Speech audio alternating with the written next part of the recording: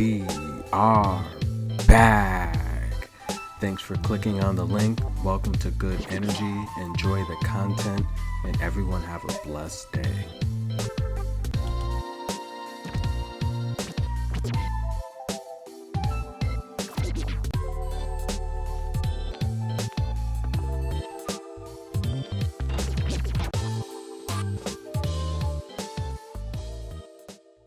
And we are back. Welcome to Good Energy, guys, with a trip to the quarterfinals at stake. We will be covering today's matches, and we will have another preview and prediction video. Please, guys, donate if you can. Remember, Patreon does not like us doing picks, so hey, check out the YouTube channel here. Please like, subscribe, comment below, and donate to the PayPal if you can. But looking at the top seeded ladies, there are only a few left. Anshibor, Emma Raducanu, Elena Rabinkina, Jessica Pegula.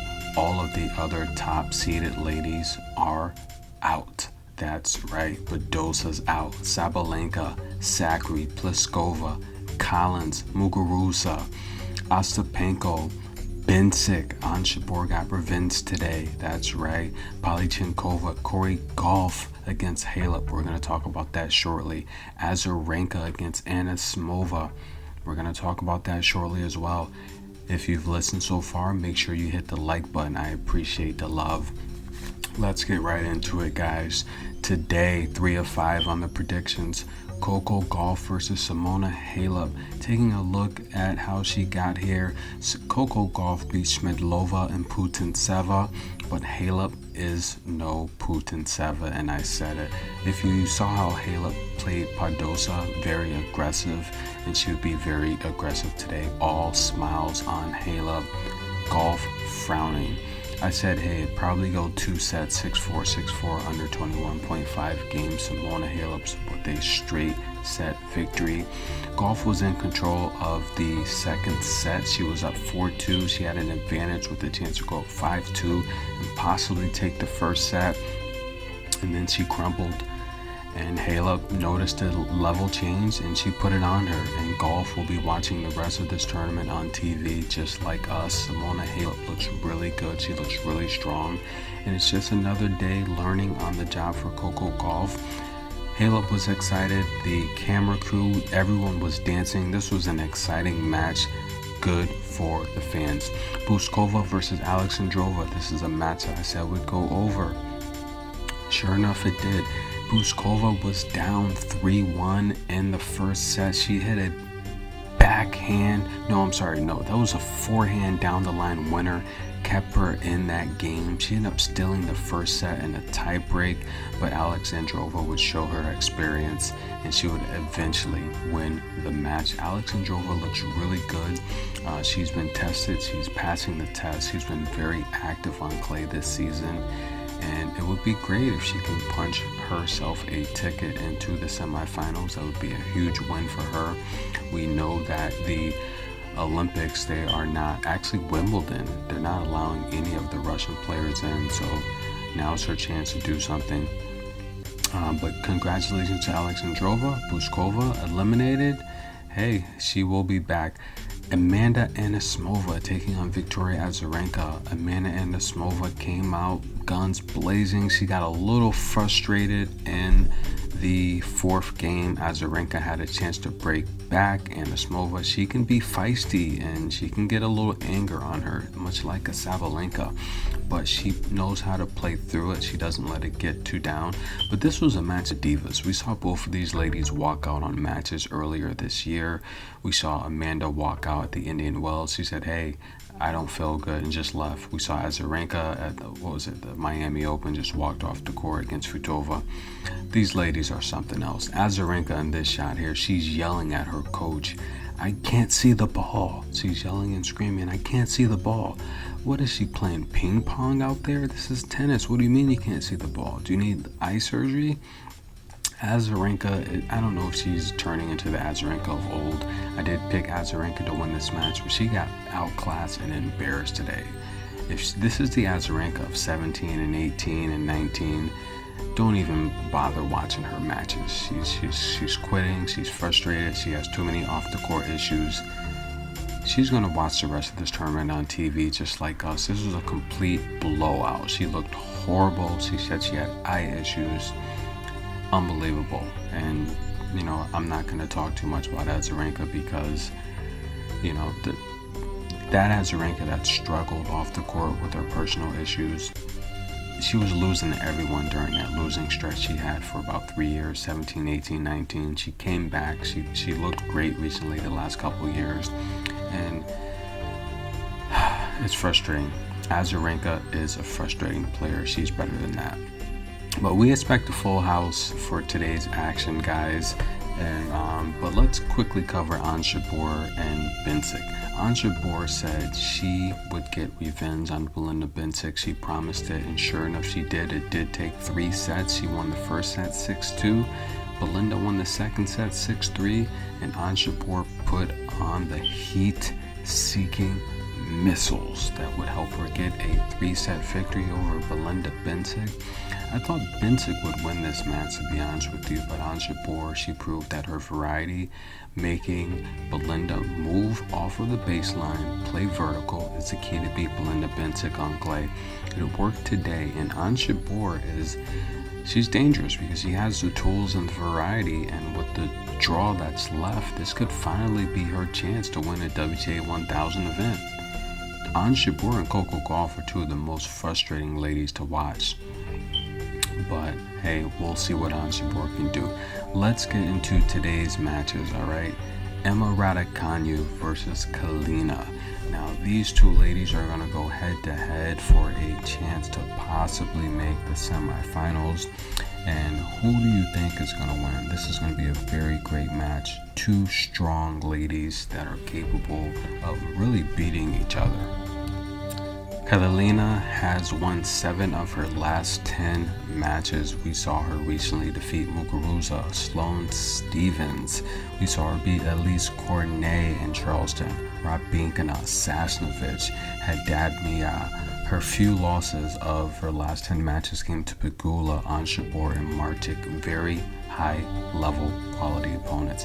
Emma Raducanu has won 6 of her last 10. We saw her beat Kostu, Martinkova, Korpash, Sanders, Martinkova again, and Garcia. Her 4 losses came to Martic, Sinikova, Vondrousova, and Iga Swiatek. These two ladies, they're playing well as of late. Kalina has over 160 wins on clay, over 200 matches on clay. We know Emma Raducanu has practically no experience on clay at all. However, like I said, she's playing very, very well. Kalina is the world's ranked number 37 in the world. She's 25, and in terms of her matches, she's winning 63% of her service games. She's winning 35% of her return games. And if we take a look at Emma Raducanu, she's the world's ranked 11th, and she's winning 69% of her service games, 39% of her return games. This match is going to come down to, in my experience, Emma Raducanu has a really good backhand, but these courts here, they're playing very, very fast. Unlike the Charleston courts, they're playing fast, and if you want to get to the ball, you're going to have to move. I think the experience in clay and the surface expertise of Kalina, having over 200 clay matches, is going to come into play here. I'm going to take the underdog, Kalina, to upset Emma Raducanu. You already have your popcorn watching Emma Raducanu play, but this next match, you're going to need extra butter. Kasatkina versus Sorribes Tormo. Both of these ladies are playing very, very well right now. Both of these ladies have faced some very tough competition lately. And I mean, Kasatkina has over 100 wins on clay. Sorribes Tormo has over 200 wins on clay. Sorribes Tormo is more experienced in terms of clay surfaces. She has over 10 finals appearances on clay, including juniors, and Kasatkina has several clay titles as well. Her first title as a professional on the WTA tour actually came on clay. Kasatkina has, she's 6-10 in her last. She's won 6 of her last 10 matches, and it's been against some tough competition. Wins over Sakri, Golf, Volley Nets, and Tomjanovic. In terms of Sorribes Tormo, she's won 7 of her last 10 matches over some really tough competition. Palichinkova, very experienced clay veteran, wins over Osaka, which we saw last time out. Wins over Wang, wins over the young Juvan, but we also saw her face Badosa, Kanepi, Popova. So Sorribes Tormo, that match with Popova was disappointing. However, Popova came through the qualifiers and she looked really good in Istanbul. This is a match here it's definitely one of the tougher matches. These two ladies, these ladies haven't played each other since 2015. They split the head-to-head. It's 1-1. And that's very old data. Throw that out the window. But let's take a look at Sorribes Tormo. She's the world's ranked 47th in the world. And in terms of her service games, she's winning 62% of her service games, 46% of her return games. And a lot of that has improved over the clay season here. The reality here is she is the type of person that she's very defensive because she has the experience and the patience. Clay playing is all about patience, just waiting for the lesser inexperienced opponents to fold and make a mistake.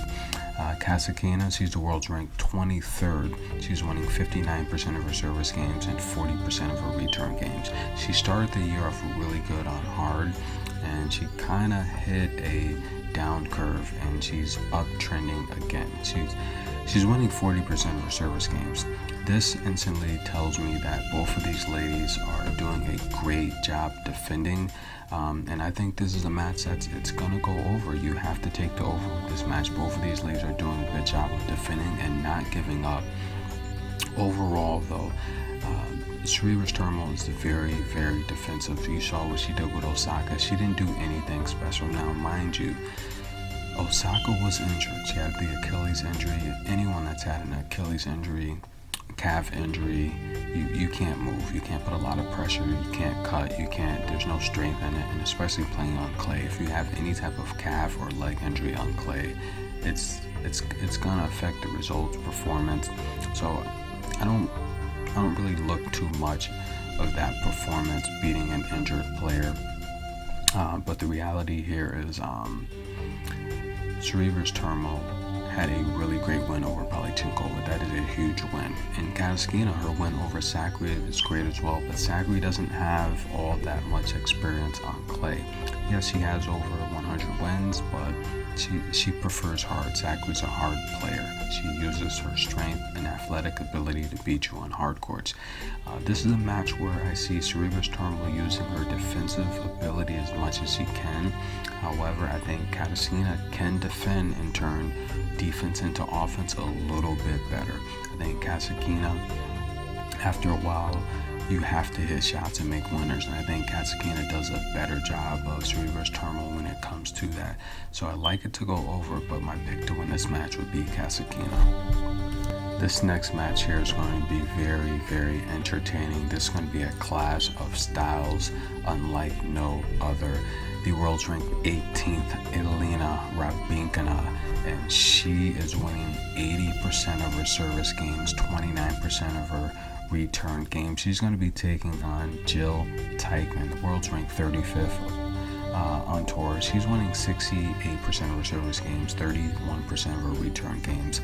Elena Raducanu has the strength and the power to completely hit Teichmann off of the court. However, Teichmann has 3 to 4 times the clay experience of Raducanu. And wins over Dodin and Sinikova, not too impressive. Jill Teichmann wins over Kvitova, Leylah Fernandez, very impressive. Jill Teichmann, the crafty lefty, she's going to use her athletic ability. And if you watch the Leylah Fernandez match, you saw how aggressive Jill Teichmann was. She is going for winners using her athletic ability. The way she ran circles around Leylah Fernandez, I expect her to do the same to Raducanu. Raducanu's power, if she over-exudes some of her baseline shots and Jill's able to return them, which I think she will, you're going to find Raducanu in a lot of uncomfortable positions where she has to make up ground, and I don't see it happening. I like Jill Teichmann to win this match. Jill Teichmann is a 2-1 underdog, and I think this, much like Kvitova, I mean, you're looking at a similar type of game, but I think Kvitova has a lot more power and a much better serve, and she's left-handed. So I think Raducanu is going to be in a tough position having to face this left-handed serve, and I like Jill Teichmann on the upset.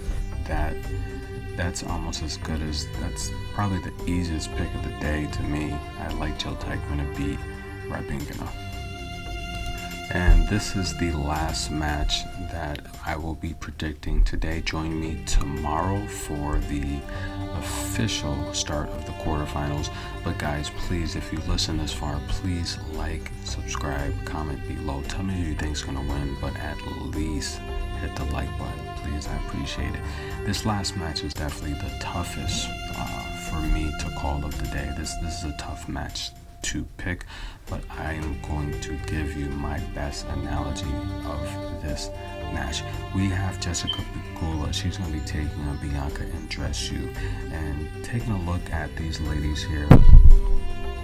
Very, very impressed what Pegula has done her last 10 matches. She's won 7 of them. She's beat the likes of Kanye, very, very strong power, strong baseliner, very aggressive. Georgie, very, very aggressive, very fit, very athletic, very strong. Very impressed with those wins. Jasmine Poliani, very experienced clay player, athletic, fit. Paula Badosa, Kalina, okay, good clay player. Raducanu, very strong, powerful, aggressive. Bianca Andreescu, she's won 6 of her last 10. Danielle Collins, that last win, last time out, very impressed with that. Allison Riss, that's a match she should win. It took 3 sets to do it though. And she actually beat Allison Riss a couple times here within the last couple months. Jessica Pegula has over 100 wins on clay, and she stated that she's going to stay in Europe and do more clay tournaments. She wants the clay experience. Bianca's not, she doesn't have a ton of experience on clay. I mean, less than 30 matches on clay. And these two ladies, they have played before, and this was in 2019, and the reality here is it went 3 sets. At Bianca, this was when Bianca was tearing up the tour and Jessica Pegula was going through her mental things. And that match went 3 sets, and Jessica Pegula at Bianca Andreescu's best. 2019 was her best performance, mentally, physically, athletically. It went 3 sets. At her best, Pegula took her 3 sets. Right now, Bianca's she's not at her best. And I listened to the interview Pegula did after the win over Kanye, and she talked about it. She said mentally the sport can be tough, and sometimes you have to take a break. Luckily, she said she took her break during her injuries, where, we watched Bianca do it out in the open, when she was at the top of the sport. And tough match to call here. This is going to be a very, very tough match to pick. But nonetheless, let's take a look at Jessica Pegula. She's winning 70% of her service games, 33% of her return games.